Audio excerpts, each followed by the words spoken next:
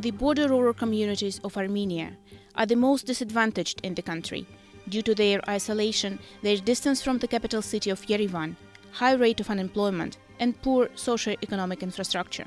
UN Development Program responded to a government program to work with the Armenian diaspora and other donors to support the local development of border communities.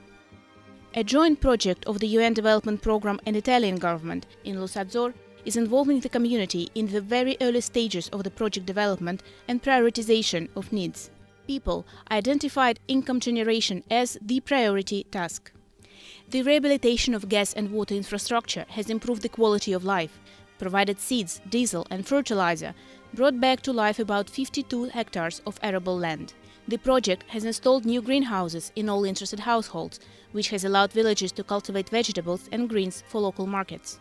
We are old now and can't take care of our cattle in the mountains, but we can still work here in the greenhouse, said 85-year-old Anushavan Matinyan. С этим проектом мы получили почти все, что хотели. И эти средства, которые мы получили, мы будем поддерживать в дальнейшем. Для сохранения и для развития мы будем создавать такие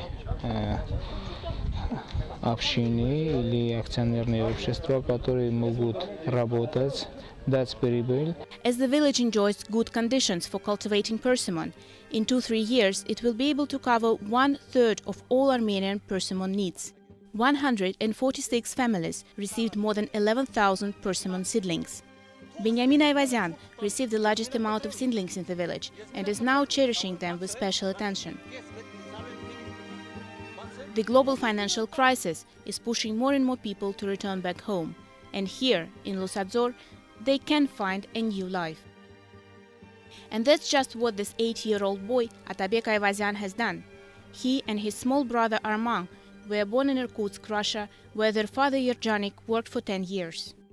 But 2 years ago, the family came back home. Yerjanik prepares a place in the garden for 2 new greenhouses provided by the project. We will be cultivating vegetables and greens here. We'll try to work with flowers, Yerjanik said. But they won't go back to Irkutsk, said grandfather Frontik Ayvazyan. I will not permit them, and my grandchildren will not be allowed to go abroad either. Do you think they'll obey your decision? We asked Frontik. Yes, they will stay here, he answered. Atabek doesn't have an answer yet, but time will tell. Another small border village, Yervan-Dashat, located on the place of the ancient Armenian capital along the Arax River between Armenia and Turkey, was one of the examples of successful cooperation between UNDP, USAID, and an Armenian diaspora organization, Children of Armenia Fund, funded by the Armenian origin businessman from the United States.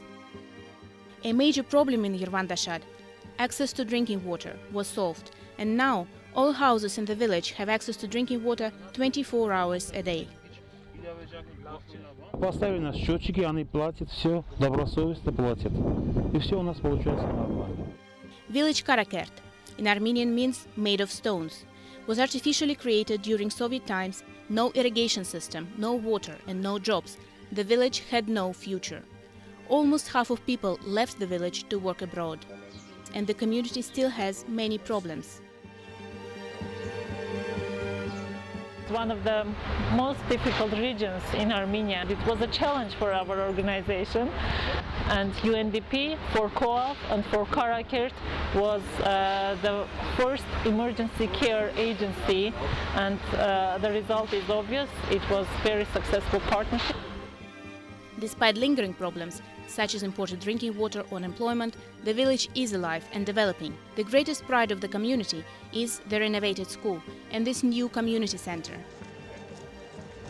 Perch Khachaturian, the director of the center, is also the head trainer of the local sport club, which prevents boys from engaging in fighting and other risky behaviors on the street. Additional facilities include computer classes, internet access, and a library, which, according to the librarian Marina Satrian, is always full of people. Этот центр стал, как сказать, вообще главным центром общения для нашего села. Очень много изменилось. И люди стали как-то по-другому смотреть на жизнь. У них появилась надежда.